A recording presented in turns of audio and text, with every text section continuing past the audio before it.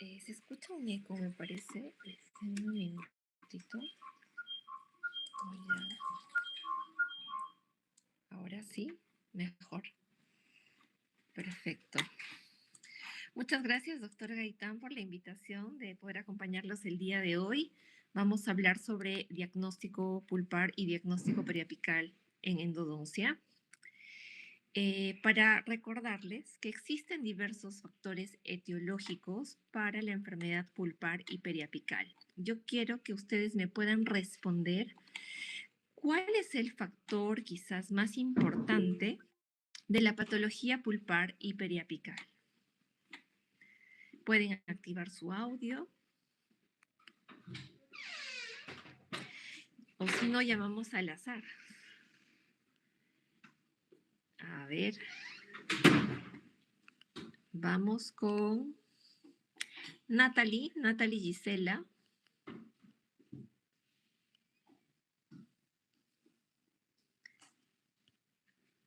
Quiero ver la lista de participantes. Ahí está. ¿Están por ahí? Natalie Gisela Milla. Natalie Gisela Milla. Buenas noches, presidente. Buenas noches.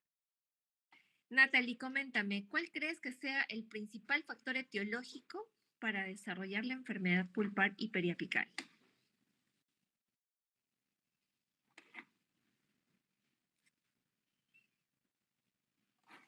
Puede ser la dieta. La dieta. ¿Cómo influiría la dieta con relación a la enfermedad pulpar y periapical? Consumir alimentos que contengan alto en glucosa.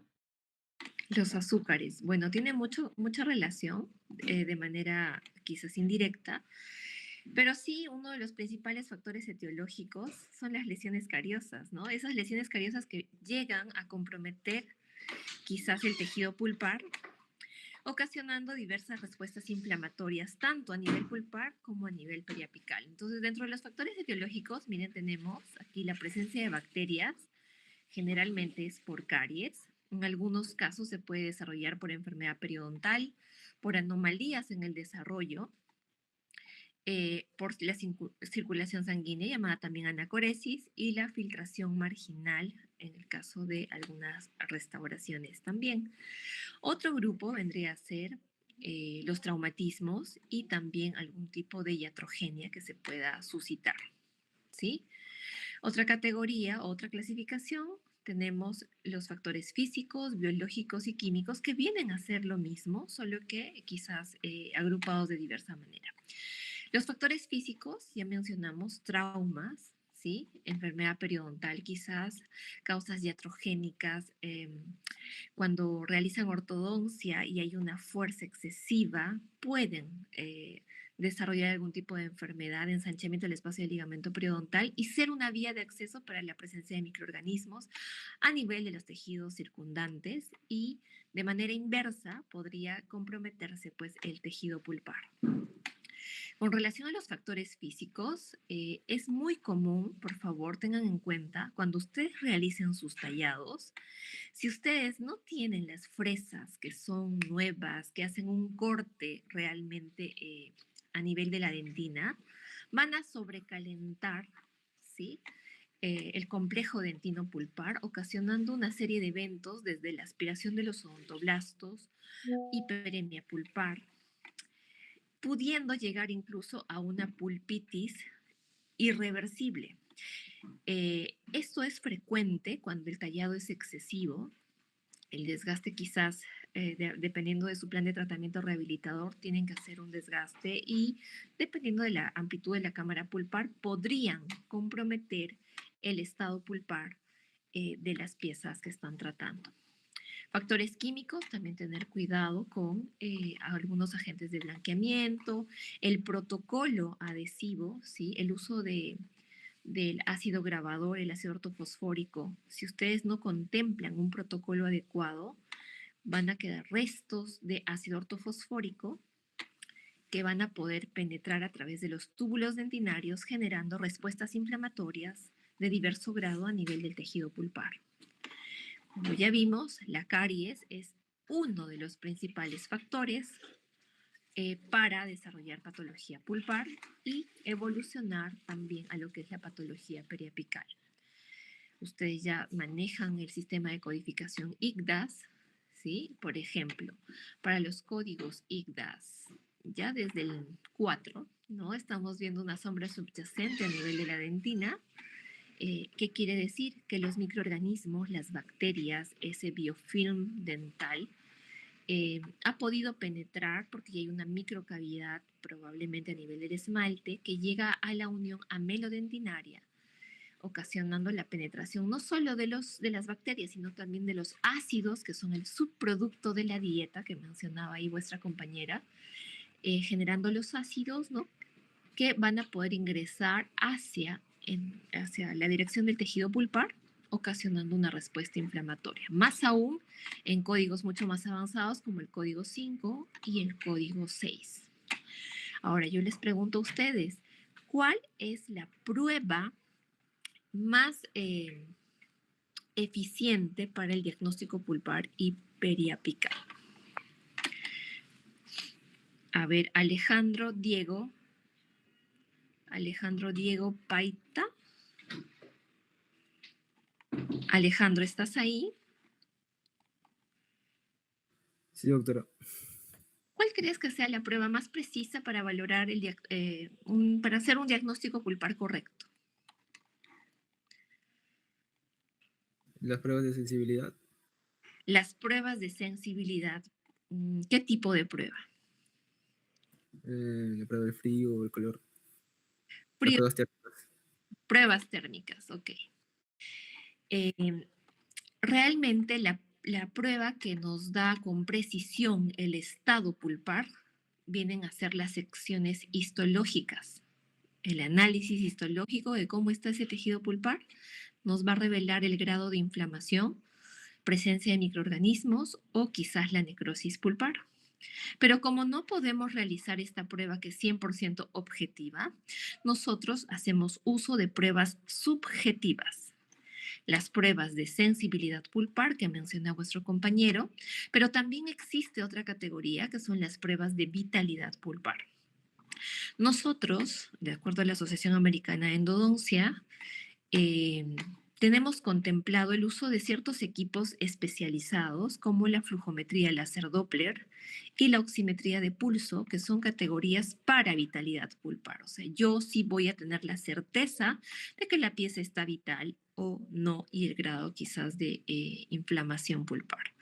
Como no tenemos disponible a nivel clínico este tipo de equipos todavía, y más aún en nuestro país, sí, pues recurrimos a las pruebas de sensibilidad pulpar y vamos a agruparlas en 3, ¿no? La prueba pulpar eléctrica, la prueba térmica, frío y calor, y como último recurso tenemos la prueba de la cavidad. Como sabemos, ya mencionamos que la prueba de vitalidad nos va a permitir valorar el suministro de sangre a nivel del diente. En el caso de la oximetría de pulso, que es algo muy similar al pulsioxímetro para el dedo, vamos a medir la oxigenación de la sangre a nivel pulpar. Realmente, si nosotros comparamos diversos métodos para vitalidad pulpar, vamos a darnos cuenta que la flujometría láser Doppler parece ser uno de los recursos más precisos para poder hacer esta valoración, ¿sí? Dentro de los que hemos mencionado, es mucho más eficiente la flujometría de láser Doppler con relación a la oximetría de pulso. Y por este lado tenemos las pruebas de sensibilidad pulpar y las que utilizamos con mucha frecuencia son las pruebas térmicas. Algunos de sus compañeros el ciclo pasado yo vi que contaban con un dispositivo para hacer la prueba eléctrica, no todos lo tienen, pero si ustedes hacen uso correcto de la prueba térmica, van a tener pues unos diagnósticos quizás mucho más precisos. Si todavía no nos queda muy claro el panorama, podemos hacer uso de la prueba de la cavidad. Recuerden que hablamos del complejo dentino-pulpar. Cuando nosotros aplicamos una prueba de sensibilidad pulpar, estamos estimulando al plexo nervioso de Rashkow, que se encuentra por debajo de la capa odontoblástica. ¿Sí? Vamos a tener terminaciones nerviosas que algunas son de respuesta rápida y otras son de respuesta lenta. Observen, este es un túbulo dentinario. ¿Sí? Tenemos aquí la capa odontoblástica a nivel de la cámara pulpar y la prolongación del odontoblasto. Entonces, cuando nosotros aplicamos un estímulo, sea frío o calor, vamos a inducir al movimiento del líquido intertubular que va a comprimir la prolongación del odontoblasto, ocasionando pues una transferencia del estímulo hacia el plexo nervioso de Rashkow, generando una respuesta dolorosa de diversa o de variable intensidad. Para esto nosotros vamos a utilizar generalmente el endo-ice o el endo-frost, ¿sí?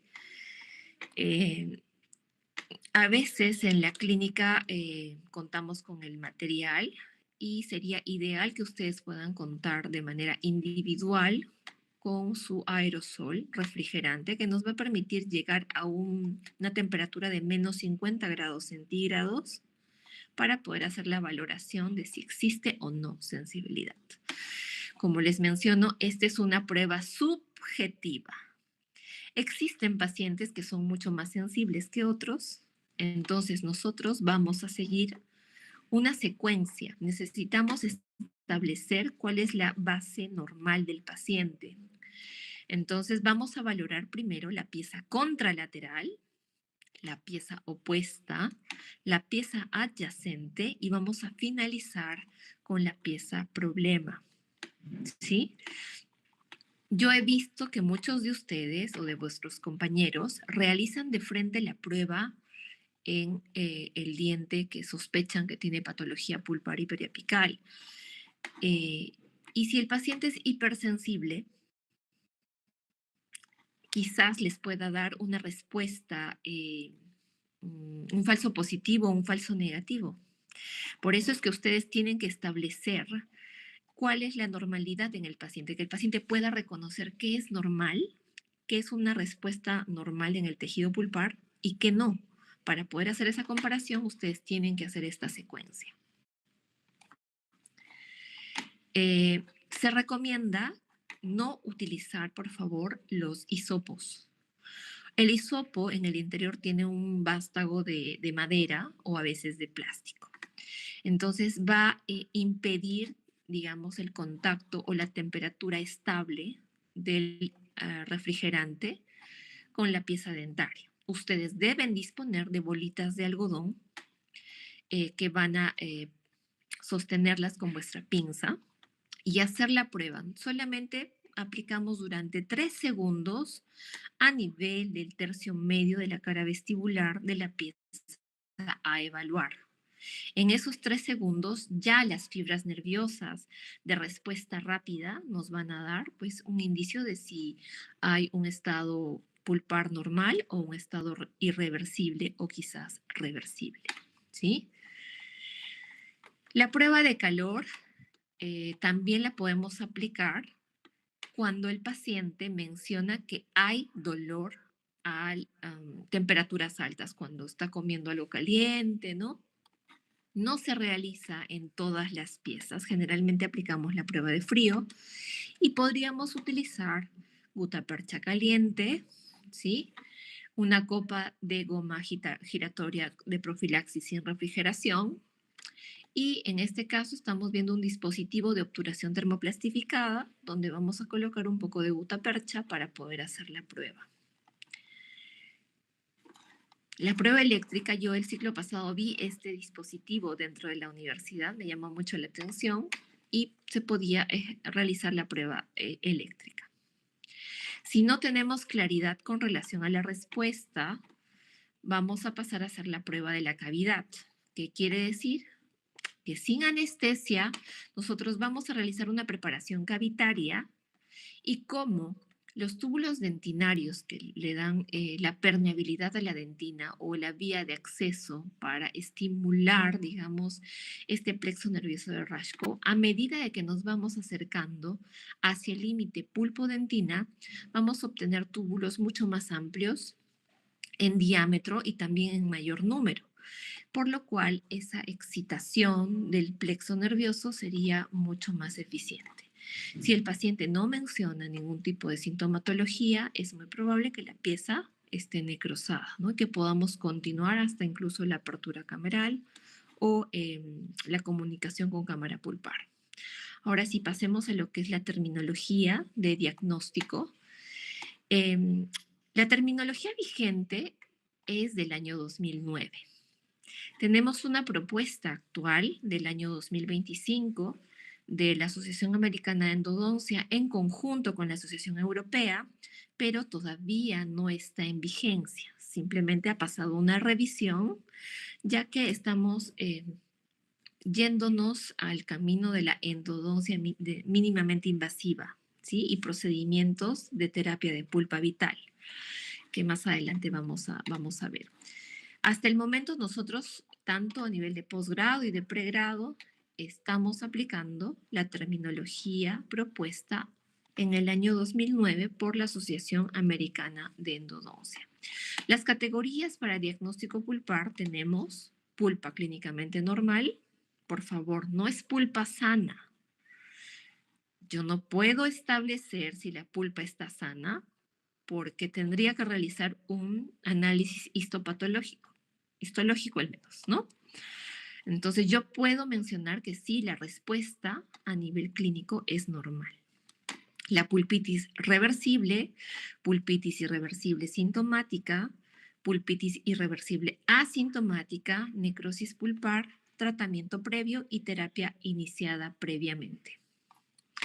¿Existe correlación entre el diagnóstico clínico y el diagnóstico a nivel histológico?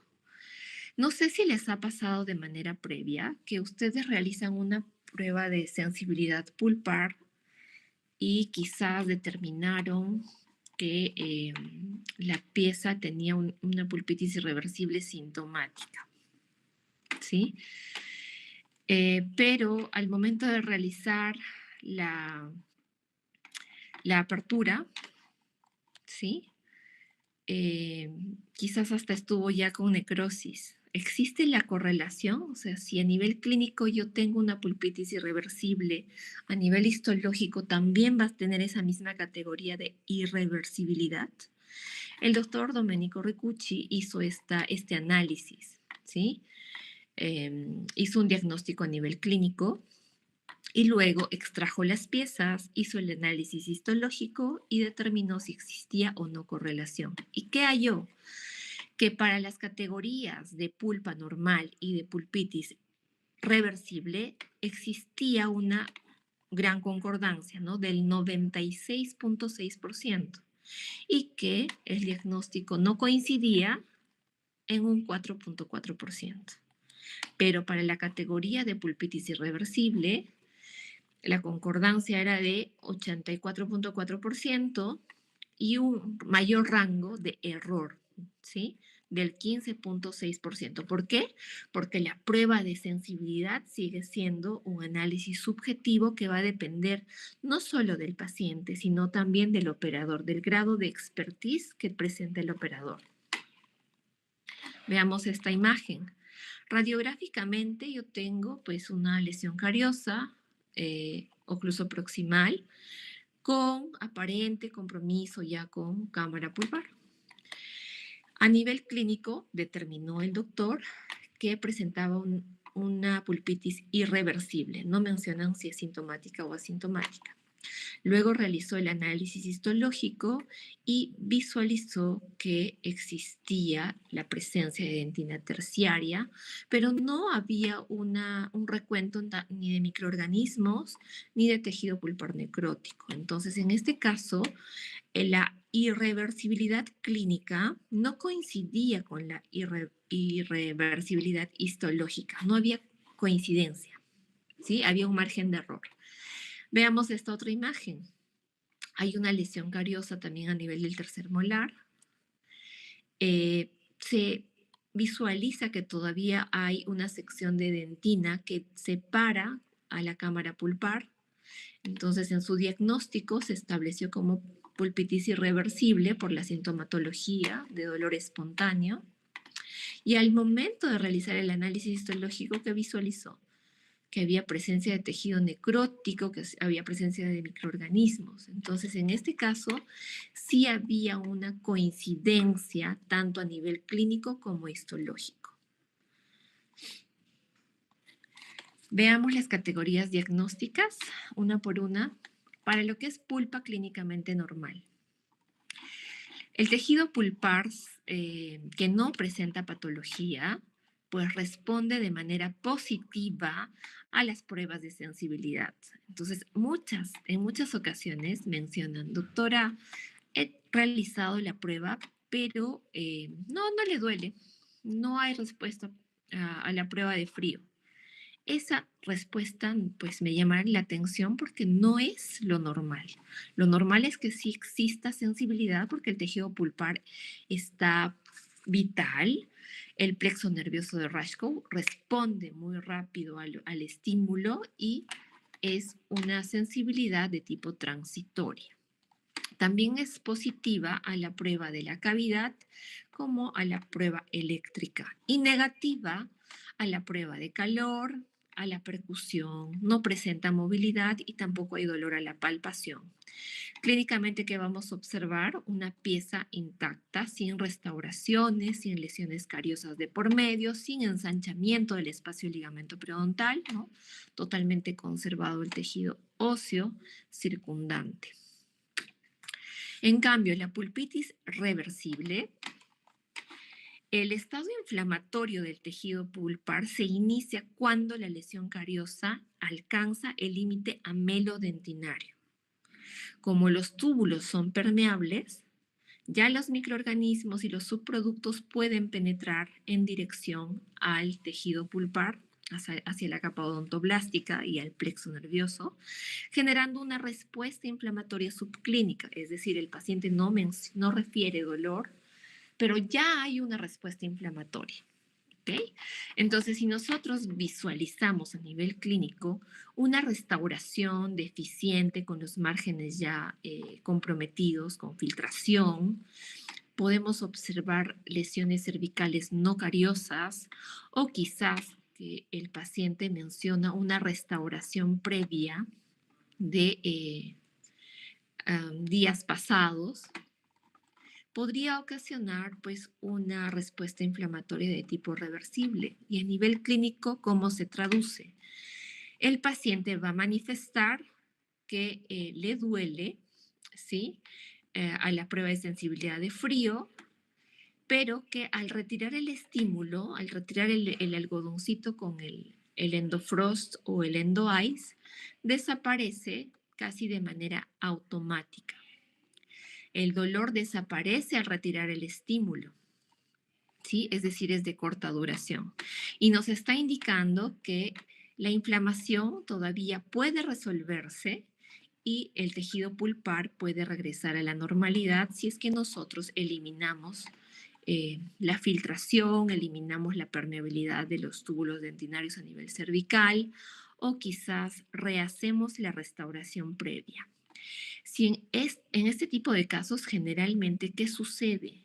Sucedió un fallo con el protocolo adhesivo. Quizás no se lavó lo suficiente el ácido ortofosfórico, generando pues cierto grado de inflamación y de respuesta del tejido o del complejo dentino pulpar.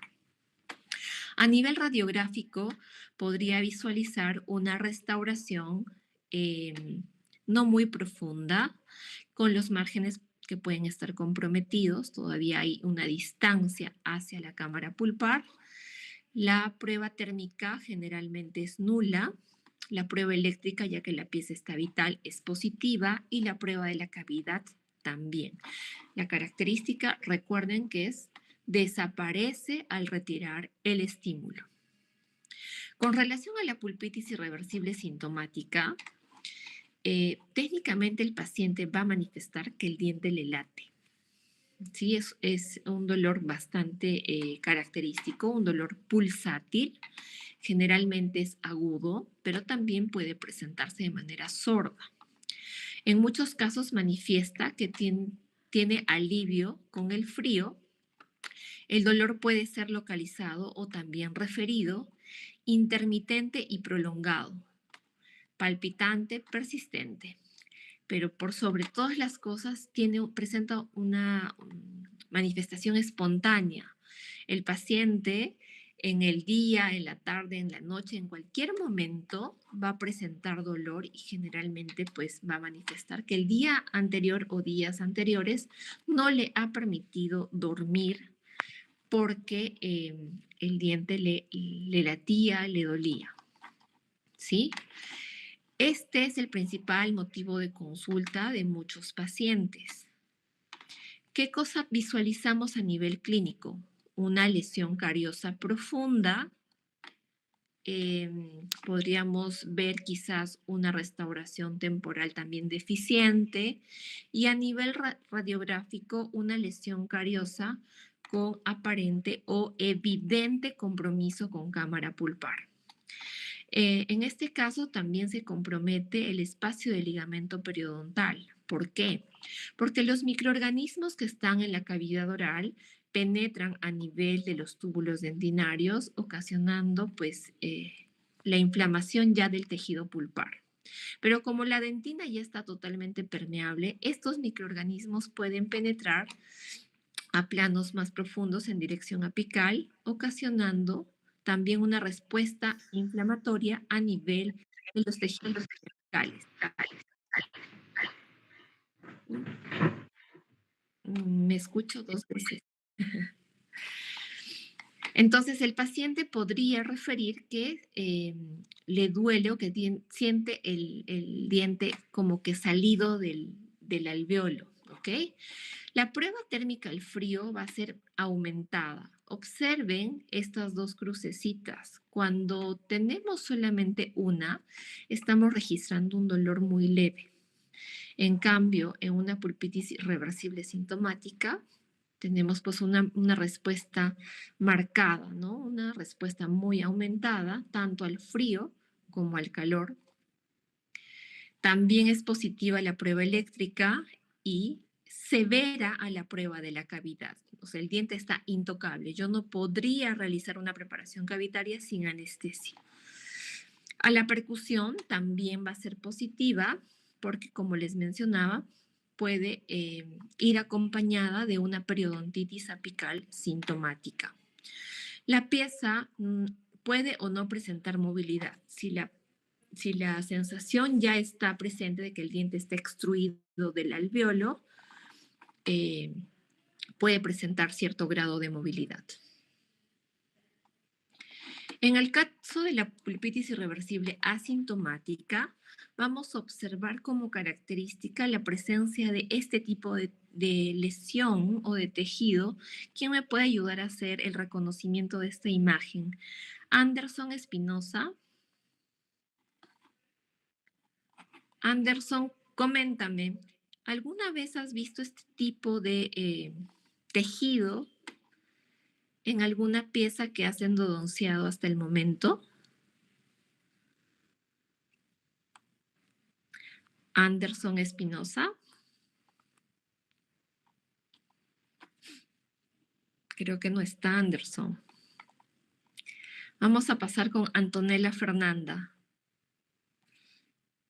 Antonella. Buenas noches, doctora. ¿Cómo estás, Antonella? ¿Alguna vez has visto este tipo de tejido en alguna pieza que has hecho endodoncia hasta el momento? No, doctora, hasta el momento no. Ya.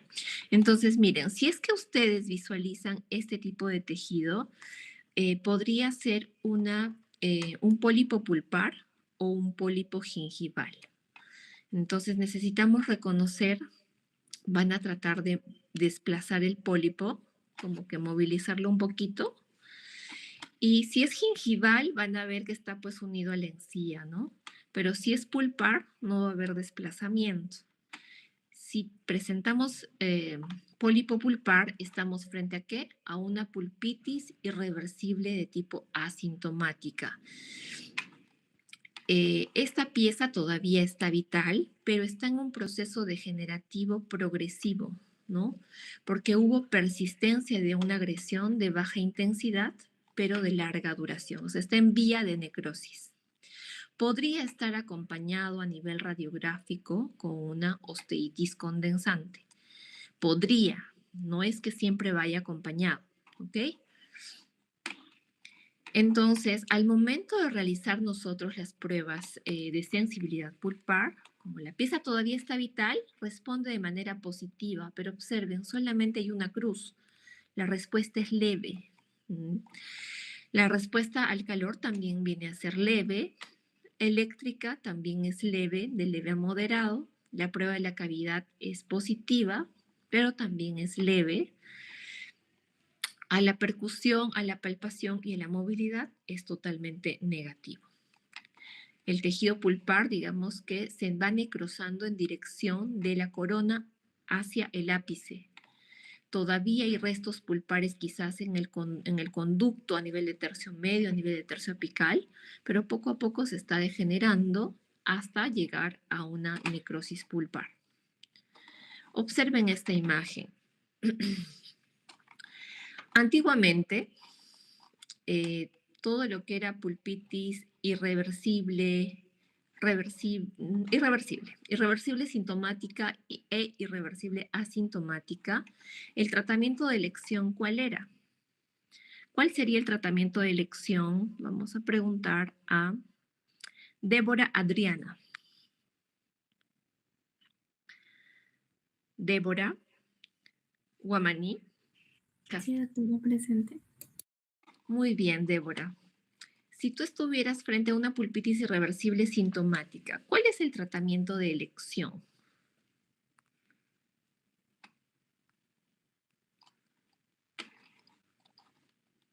El dolor es espontáneo, hay exacerbación del dolor con cambios posturales, generalmente al momento de dormir. El paciente menciona que tuvo que dormir medio sentado porque cada vez que se echaba y se recostaba, sentía un dolor de tipo pulsátil. Doctora, sería realizar el tratamiento de endodoncia. Realizar el tratamiento endodóntico. Ok, muy bien. Ese es el tratamiento habitual, ¿sí? Como les mencionaba, estamos dirigiéndonos cada vez más hacia una endodoncia mínimamente invasiva, que incluye, en algunos casos de pulpitis irreversible sintomática, realizar procedimientos como recubrimientos pulpares, pulpotomías parciales o pulpotomías totales que antiguamente no podían ser contemplados para el tratamiento de dientes permanentes con ápice cerrado. Solamente eran, digamos que considerados para dientes primarios, deciduos, o quizás pues dientes con ápice abierto. Pero en la actualidad ya existen algunas alternativas que todavía están siendo evaluadas en las que se realizan procedimientos de recubrimiento pulpar, pulpotomía total, pulpotomía parcial, y luego han realizado la reapertura de estas piezas. Se utilizan materiales de silicato de calcio o materiales biocerámicos y se está observando que hay pues una buena respuesta y la preservación de la estructura dental con vitalidad pulpar a largo plazo. Eso es una alternativa. Vamos a hacer un paréntesis. No es que nosotros en el pregrado estemos aplicando esto, pero sí se los menciono porque la tendencia es ser cada vez más conservadores. Todavía la literatura no es 100% consistente con relación a este tipo de terapéutica, pero ya se están evaluando la posibilidad de conservar la mayor cantidad de tiempo a las piezas vitales. Tenemos luego la necrosis pulpar. Si no hubo un tratamiento adecuado en una pulpitis reversible, progresó a una pulpitis irreversible sintomática o quizás asintomática, vamos a presentar una necrosis pulpar. La necrosis pulpar a nivel clínico se caracteriza por el cambio de coloración, ¿verdad? Estamos viendo que la pieza está mucho más oscurecida. Podría ser ocasionado por una lesión cariosa. Miren, aquí en esta imagen, las bacterias y los microorganismos penetran y van pues afectando el tejido pulpar, y la necrosis, como les mencionaba, va en dirección desde la corona, en dirección apical. Podríamos encontrar algunos remanentes de tejido pulpar vital a nivel del tercio apical, podría ser. También podríamos presentar necrosis pulpar por trauma dental. Si un niño, por ejemplo, generalmente en el rango de 9, 11 años, tienen accidentes durante los juegos y rompen el paquete vasculonervioso a nivel de los tejidos apicales, ocasionando la necrosis del tejido pulpar, ¿sí? Dependiendo de si hubo presencia o no de bacterias, podríamos observar rarefacciones a nivel del tejido periapical. En este caso, ¿qué observo? Que sí presenta. Entonces, aquí estoy observando que hay una lesión cariosa con compromiso con cámara pulpar. Lo más probable es que los microorganismos penetraron en dirección apical y ya contaminaron y generaron una respuesta inflamatoria en el tejido apical circundante. Y se puede visualizar a través de esta rarefacción, ¿sí? Si fue ocasionada por trauma, es probable que la pieza esté totalmente íntegra, esté intacta, sin lesión apical, pero a las pruebas de sensibilidad, pues vamos a tener una respuesta totalmente negativa. O sea, no va a haber respuesta a la prueba de frío, no va a haber respuesta a la prueba de calor, no va a haber respuesta a la prueba de la cavidad, ni a la prueba eléctrica, ¿sí? Ahora, ¿por qué se da este cambio de coloración? En esta imagen estamos viendo un cambio muy marcado, pero no siempre es así. A veces es un poquito más oscurecido, ¿no? El paciente sí quizás le incomoda el cambio de color. Generalmente se da porque hay una hemólisis, ¿sí? Del tejido de la sangre presente en los glóbulos rojos que penetran a nivel de los túbulos dentinarios, se oxida la sangre generando este cambio de coloración. Tenemos la siguiente categoría, que es el tratamiento previo. El tratamiento previo va a estar asociado a nivel clínico quizás de una restauración definitiva, quizás de la presencia de una corona, de un puente, y lo vamos a poder visualizar de mejor manera a través de un examen radiográfico. Tenemos aquí varias piezas subobturadas, ¿no? La calidad del tratamiento puede ser valorado en cuanto a longitud, puede estar incluso a longitud correcta y estar asociado con patología periapical, o quizás no. Aquí, por ejemplo, estamos observando una subobturación en los conductos mesiales. Hay una lesión apical también en los conductos mesiales. En el conducto distal tenemos una preparación deficiente también en longitud que podríamos mejorar con un retratamiento. Entonces, el tratamiento previo es una categoría que indica que el diente ha sido tratado de manera previa con un tratamiento de conductos y que, bueno, puede o no presentar patología a nivel de los tejidos periapicales. Luego tenemos la terapia iniciada previamente.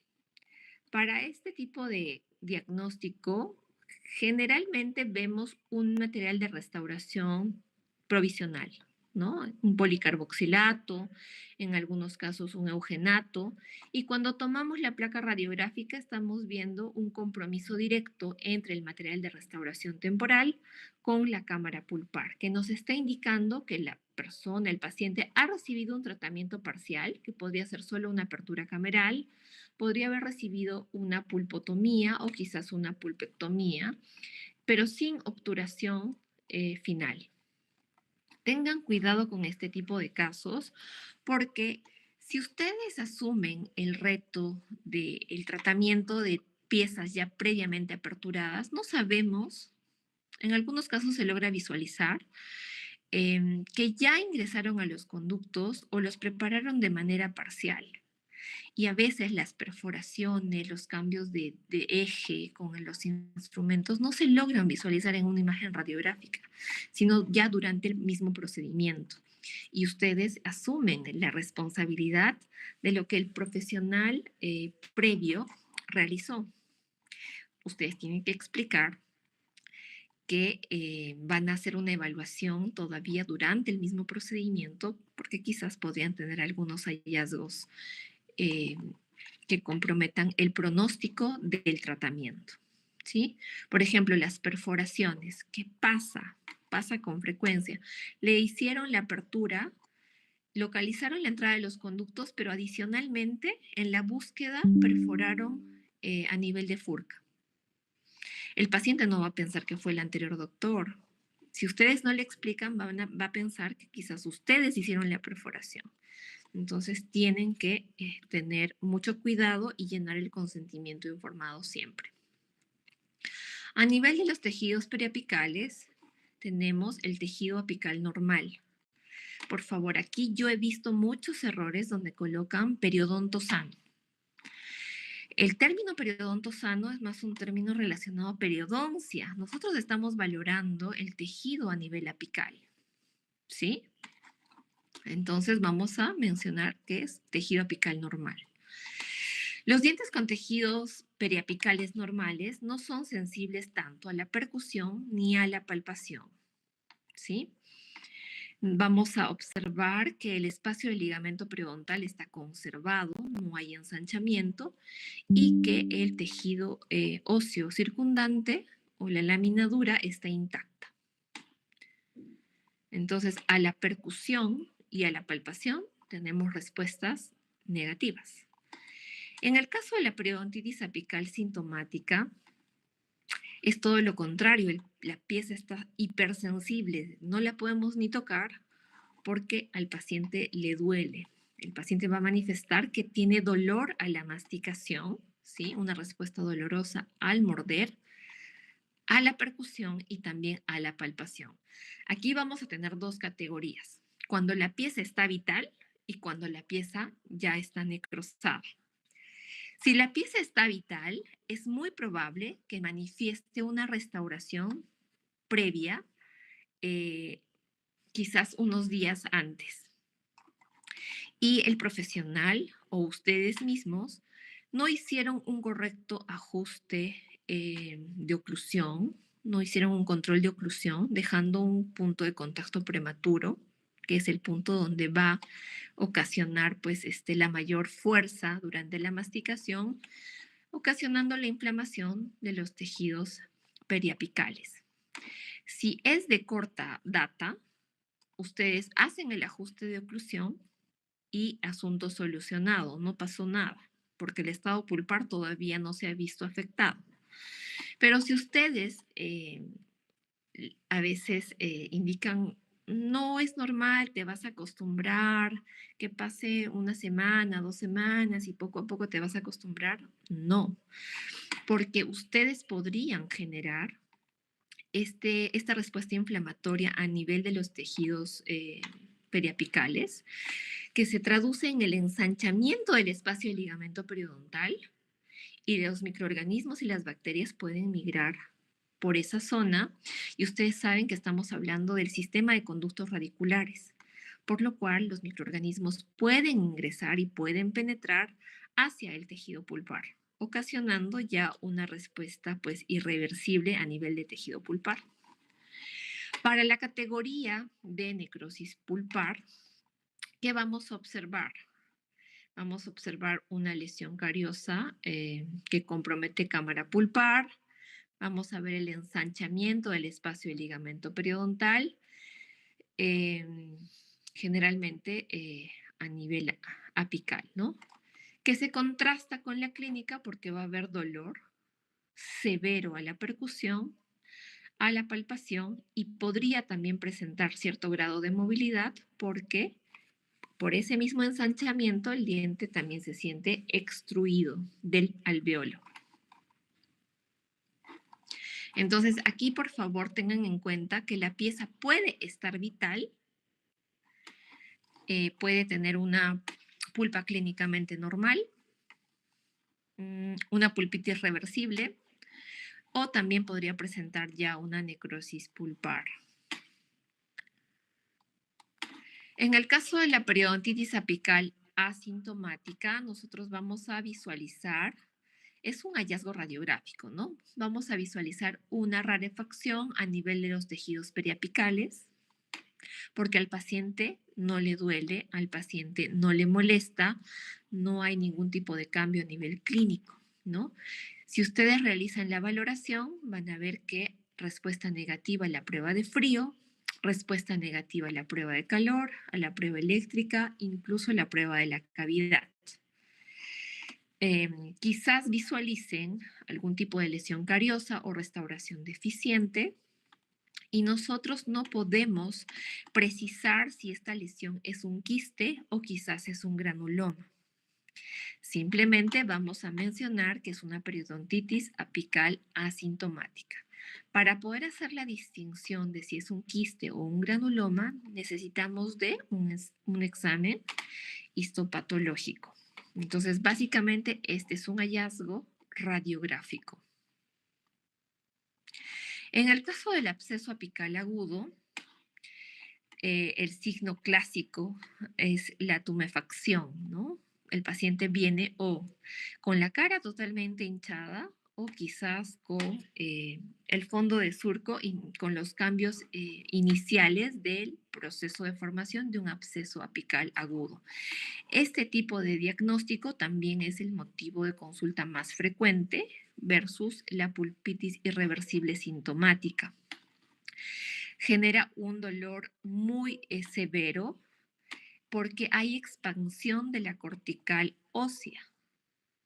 Hay formación de material purulento en el interior del hueso que genera pues bastante presión.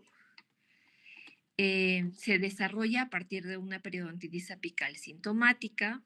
Existen cambios radiográficos que a veces son perceptibles y en otros casos no. Supongamos que recién se está formando el absceso.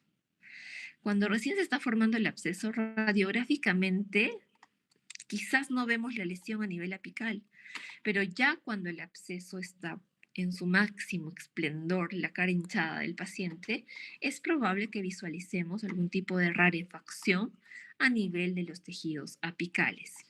Los síntomas típicos son aumento pronunciado a nivel de los tejidos blandos, aumento de volumen, que podría ser fluctuante o podría no ser fluctuante. Si es fluctuante, podríamos hacer el drenaje, ¿sí? Pero si no es fluctuante, no. Y para este tipo de diagnóstico, generalmente podríamos hacer un drenaje incluso vía conducto, dependiendo de si la apertura bucal del paciente favorece al tipo de tratamiento, ¿no? En la primera cita podríamos tratar de sobrepasar, hacer patencia con una lima de preserie para intentar drenar el contenido purulento de la lesión apical a través del conducto, con lo cual se va a aliviar el dolor y el malestar que el paciente presenta. Se va a complementar con medicación sistémica, ¿sí? Con antibióticos para mejorar la calidad de vida del paciente, porque generalmente compromete y tenemos el riesgo, especialmente en molares mandibulares, que este absceso se pueda complicar hacia planos más profundos, generando una celulitis con mayor riesgo. ¿Ok? Entonces en la medida de lo posible, vamos a procurar hacer el drenaje vía conducto y en algunos casos, si es muy fluctuante hacia la tabla vestibular, podríamos hacer también una incisión para tratar de drenar el absceso. Con relación al absceso crónico, aquí estamos viendo, miren esta hermosa foto de la doctora Paula Villa. Estamos viendo ¿cómo se llama esta lesión? Vamos a preguntar a A ver, por aquí. Rodrigo Edward Sí, Machagua. doctora. Sí, doctora, buenas noches. Una fístula. Ok, es comúnmente llamada fístula, pero el nombre correcto es el tracto sinuoso. Tracto sinuoso. Entonces, si ustedes están frente a un tracto sinusal o tracto sinuoso, deberían incorporar, ¿cómo se llama esta prueba?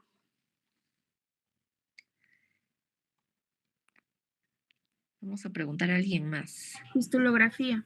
Muy bien. Fistulografía. Van a sujetar un cono, podría ser 30, ¿sí? 25, 30, y van a introducir a través de este tracto sinuoso para poder determinar el origen de la lesión.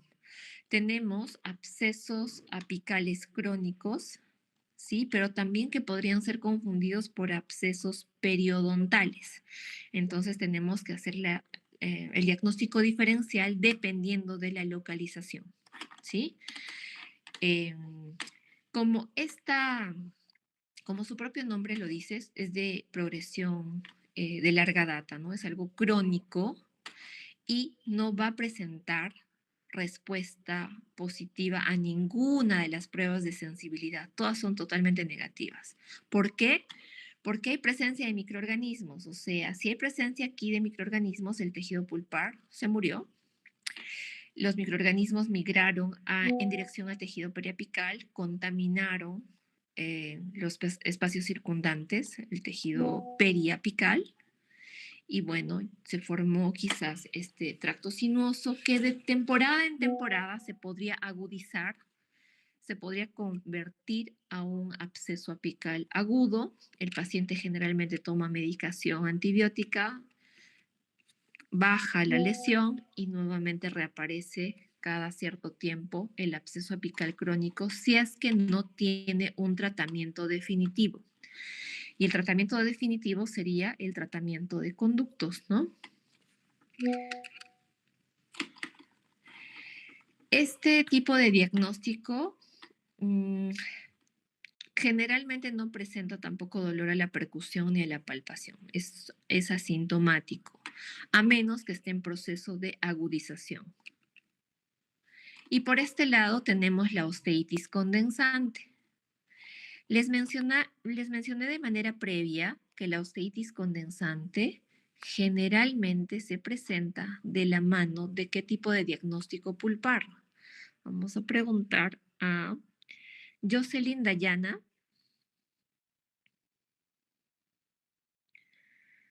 Sí, doctora, buenas noches. Buenas noches. La osteitis condensante se presenta generalmente con qué tipo de diagnóstico pulpar.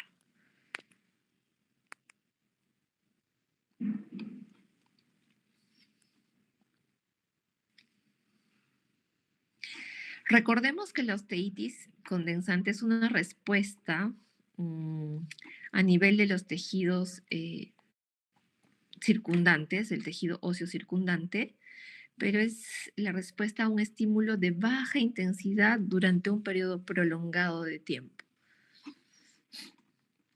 Lesión ¿Una periodontitis apical? No, generalmente va asociado a un diagnóstico de pulpitis irreversible asintomática. ¿Recuerden el pólipo? ¿Sí? El pólipo pulpar. El pólipo pulpar muchas veces va acompañado de una osteitis condensante. ¿Sí? Representa una reacción ósea localizada como respuesta a un estímulo inflamatorio, pero de baja intensidad y de larga evolución. Entonces, esta pieza podría estar vital. Por eso que las respuestas a las pruebas de sensibilidad, tanto de frío, calor, eléctrica, prueba de la cavidad, pueden ser variables. Si la pieza está vital, va a responder positiva. Si la pieza tiene un pólipo pulpar, va a ser una respuesta positiva de larga duración o retardada quizás. Si la pieza está necrótica, no va a haber respuesta. Por eso las categorías son variables, porque la pieza puede estar vital o quizás ya la pieza puede estar totalmente necrótica sin rarefacción a nivel del tejido óseo. ¿Sí? Solamente se ve una lesión radioopaca difusa en relación a nivel apical, que nos está indicando que es una respuesta inflamatoria de baja intensidad y de larga evolución. ¿Tienen hasta ahí alguna consulta? Recuerden que tenemos dos diagnósticos, el diagnóstico pulpar que va de la mano del diagnóstico periapical. No pueden registrar solamente uno de los diagnósticos, van los dos, ¿sí? Van a ingresar, por favor, a este código QR